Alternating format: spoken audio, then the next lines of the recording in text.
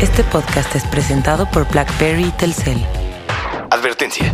Para los que todavía después de 5 temporadas no les ha quedado claro, y para los podescuchas de nuevo ingreso, les informamos o recordamos que este podcast no apoya directa ni indirectamente a ningún partido u organización política.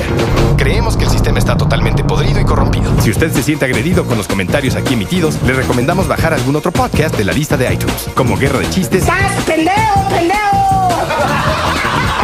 Tietos Club Live Podcast, Roll the drum. It's time for Tiesto. I know you're gonna dig. Banda Show Intergaláctico, Banda Intergaláctico. Vámonos hasta la Gustavo Amadero. Ahí está Samuelillo. Samuelillo, buenas noches, Samuelillo. Pasó, Pantuta. ¿Cómo estás, Samuelillo? Bien, bien. ¿Qué entra la Háblame llamada? fuerte, Samuelillo. o Por el Placer de Vivir. ¿Te acuerdas de aquella historia que te compartí a principios del año de aquel hombre que tenía que tomar una decisión muy importante en su vida? No sabía si decir sí o decir no. Muchas gracias por descargar este podcast, el número 7 de la 5ª temporada. El primero que subimos en el 2012. Y como todos sabemos, es un año de elecciones presidenciales en México. Pero ¿cuál es el contexto de México en este momento de la historia? Se trata de un país ocupado militarmente, un país que sufre una guerra que ha dado como resultado más de 60,000 asesinatos, un pleito de organizaciones criminales contra organizaciones criminales, que parece no tener fin. Un país con más de la mitad de población viviendo en condiciones de pobreza, un país que padece un terrible rezago educativo, un país supuestamente independiente donde Estados Unidos entra y sale cuando quiere y como quiere, vende armas a los narcos, lava el dinero de la venta de droga, vigila, espía, administra, controla. La interminable colonización de México continúa más activa que nunca. Se dice que en las siguientes elecciones no estaremos enfrentando simplemente una renovación de la esfera gobernante, sino la etapa culminante de la integración subordinada con Washington. Una buena parte de la Vox Populi asegura que el PRI milagrosamente salvará a México, logrando acuerdos entre todas las partes del conflicto. Un porcentaje considerable de mexicanos está convencido de que Enrique Peña Nieto es la mejor opción.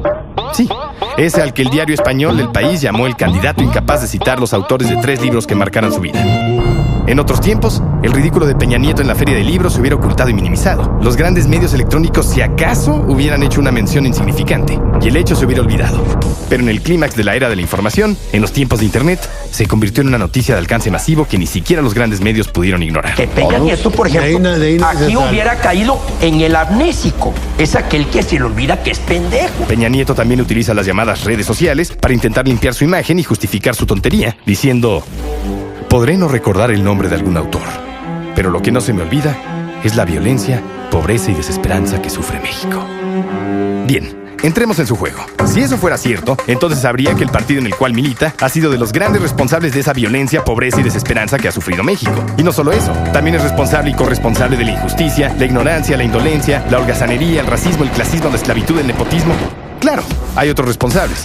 Por lo menos el 95% de la clase política, sin importar partido, tendencia o afiliación, la oligarquía empresarial, los medios masivos electrónicos, que nadie se lave las manos. Incluso varios medios supuestamente independientes resultan ser más fascistas e intolerantes que los masivos. Por supuesto, en este momento escuchamos a alguien decir: también los ciudadanos somos corresponsables. Todos somos parte de este desastre. Justamente eso es lo que pretenden difundir indirectamente aquellos en el poder. Que nos culpemos a nosotros mismos de sus abusos, de su explotación, de sus crímenes. Y no. Una cosa es una cosa y otra cosa es corromper, explotar, abusar, violar, matar. Y el PRI, el Partido Revolucionario Institucional, tiene maestrías y posgrados en esas disciplinas. Una trayectoria impecable. Aunque el PAN ha trabajado a marchas forzadas durante casi 12 años para alcanzarlo. Así como Peña Nieto olvida los nombres de los autores de libros que supuestamente han marcado su vida, probablemente también olvide los abusos policíacos de Atenco en 2006. Nosotros dedicamos un episodio completo, el número 26 de la primera temporada, a ese lamentable evento, por si quieren consultarlo. Pero tal vez lo más revelador de la esencia de Peña Nieto no fue esa combinación de arrogancia e ignorancia que mostró en la Feria del Libro, sino un comentario que apareció en el timeline de la página de Twitter de su hija, Paulina Peña. Y como bien le dice Erica Albright a Mark Zuckerberg en The Social Network, Internet no está escrito con lápiz, está escrito con tinta. Y Twitter puede parecer muy efímero, pero no podemos olvidar aquel tuit indeleble que retuiteó la hija de Peña Nieto cuando en las redes sociales ridiculizaban a su papá por su desliz. El tuit decía lo siguiente: un saludo a toda la bola de pendejos que forman parte de la prole y solo critican a quien envidian. Básicamente un tuit muy naco. Y la neta, la hija de Peña Nieto retuiteó eso sin saber que su papá es el ejemplo perfecto de un naco. Es naquisísimo. Yo tenía un amigo que se incomodaba cuando me refería a alguien como un naco. En ocasiones, mi amigo era muy estricto con las definiciones de ese tipo de términos y le costaba trabajo entender mi definición. Porque como bien lo dice Botellita de Jerez, todo lo naco es chido. Pero de acuerdo con la definición peyorativa de naco, o por lo menos mi definición, naco es un tipo engreído, presuntuoso, pedante y vacío. Un sujeto sin educación que quiere saber todo lo que tiene que saber. Una persona que se alimenta únicamente de lo material y superficial. Un subproducto de la cultura banal efímera sobreexplotada por la televisión chatarra. Naco es un clasista que se expresa peyorativamente del proletariado, de aquellos que representan la fuerza de trabajo que sostiene a la burguesía. Me pregunto si esa niña, después de borrar su tweet, consultó el origen etimológico de la palabra prole. ¿Qué significa? ¿Cuál es su origen? Prole significa en latín hijos o conjunto de hijos, un término que tiene su origen en la antigua Roma imperial. La proletari era el segmento de la población de clase más baja que, al no tener recursos ni propiedades, su única aportación eran sus hijos, que servían para aumentar el número de soldados en el ejército imperial.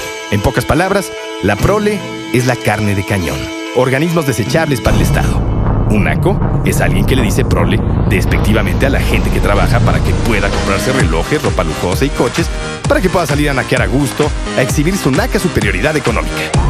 Así es, un naco es ignorante y clasista, y en países como México, el clasismo casi siempre viene acompañado del machismo, y sobre todo, del racismo. Un naco desprecia y ridiculiza a los indios, sin entender que la cultura indígena es lo más valioso de este país. En fin, ahí están a grandes rasgos algunos de los aspectos que podemos resaltar de un naco. Para extendernos en la definición completa de la naquez mexicana e internacional, tendríamos que dedicar un podcast o hasta una temporada completa a ese tema. Pero Peña Nieto no solo es naco, de hecho es el ejemplo perfecto de un fresinaco mi rey. Como esos tipos que se hacen llamar actores, pero que distan mucho de tener la capacidad histriónica para encarnar convincentemente hasta el personaje más sencillo y unidimensional. Es el mejor papel de mi vida. Esos que se exhiben en la televisión todo el tiempo, en telenovelas, anuncios, infomerciales, pero que en realidad son vasijas vacías, maniquís orgánicos pintados con tinta de bronceado. Yo la verdad es que ya he tomado conciencia de todo el daño que hice. O como bien lo dice Juan Villoro, Peña Nieto es un robot. Un robot mal programado. Claro, desde luego encontramos el argumento que muchos consideran válido y, como se dice coloquialmente, matador. Es que vale madre quién sea el presidente. El chiste es quién lo maneje, y los que lo manejan sí saben lo que hacen. Él es solo una marioneta para obtener votos de la audiencia masiva de Televisa, fácilmente impresionable. Precarios androides moldeables, influenciables, manejables, millones de títeres entrenados por la televisión y representados por una marioneta engrandecida, una poderosa figurilla protagónica de acuerdo con el teatro guiñol mediático. Pero sus jefes van a pactar con el narco, diseñarán nuevas estrategias junto con Estados Unidos y salvarán al país del hundimiento, de la catástrofe absoluta. Como bien lo dice irónicamente el gran caricaturista Rius, Santo PRI, sálvanos del PAN. Así es, el PRI será nuestro gran salvador. El PRI regresará heroicamente a tomar control de la situación. Y por eso mismo, creo que es un momento oportuno para revisar algunos puntos clave de la historia del Partido Revolucionario Institucional. Esta será la primera de 2 partes de un podcast dedicado a la historia del PRI. Pero no la historia según la Secretaría de Educación Pública. No, esta es la historia del PRI, de acuerdo con este humilde podcast perdido en algún rincón de tu computadora o tu reproductor de MP3. Repito, esta no es la historia definitiva del PRI. Es solo una breve revisión de un partido que ha explotado y envenenado a México durante décadas y décadas y décadas y décadas y décadas y décadas y décadas y décadas y décadas y décadas y décadas y décadas y décadas y décadas y décadas y décadas y décadas. Pero ¿cómo nace el PRI? El PRI llega al poder de la misma manera que el general Porfirio Díaz, gracias a una rebelión armada. Las tropas de Díaz vencieron al ejército de Lerdo de Tejada. El 20 de noviembre de 1876, Porfirio Díaz llega a la Ciudad de México e inicia su dictadura el 28 de noviembre. El 21 de mayo de 1911, Porfirio Díaz abandona el trono de la presidencia y se lo deja a las tropas revolucionarias encabezadas por Madero. Y años después, el PRI se autoproclama abanderado de esa revolución, o mejor dicho, revuelta.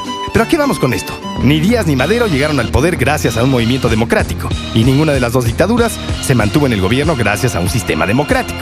Don Porfirio estaba convencido de que el pueblo no estaba lo suficientemente preparado para la democracia, que el gobierno tenía que operar las elecciones. La dictadura perfecta del PRI, tomando en cuenta la claridad de su gran mentor, montó una obra de teatro que tuvo cientos de representaciones, en las que para aparentar democracia participaban mini partidos de oposición, como el PPS, el PAN, el PARM, el PST, el PDM y el PSUM, o PSUM.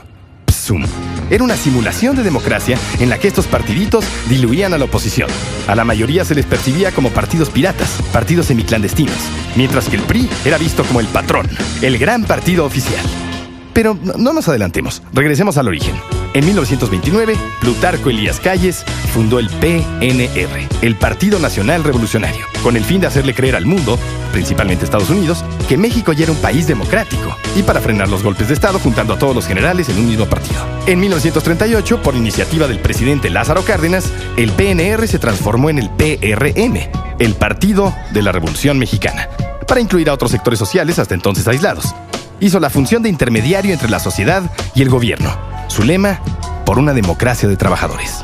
Manuel Ávila Camacho, más conciliador con las demandas de los grupos medios, empresarios principalmente, decidió crear la Confederación Nacional de Organizaciones Populares, formado por una asociación política de ciudadanos y ya no por un pacto de sectores donde predominaba el obrero. Y el 18 de enero de 1946 tuvo lugar la segunda gran convención del PRM, que dio lugar a su transformación como PRI, el Partido Revolucionario de la Imposición, para robar impunemente, pillos reunidos indefinidamente, pandilla de retrógradas intransigentes, o como lo llama el amo del Merol, PRIbol. Pero, ¿cómo fue que el PRI se consolidó como la dictadura perfecta? ¿Cómo logró mantenerse durante tanto tiempo en el poder? ¿Cómo es que el dinosaurio no se ha extinguido?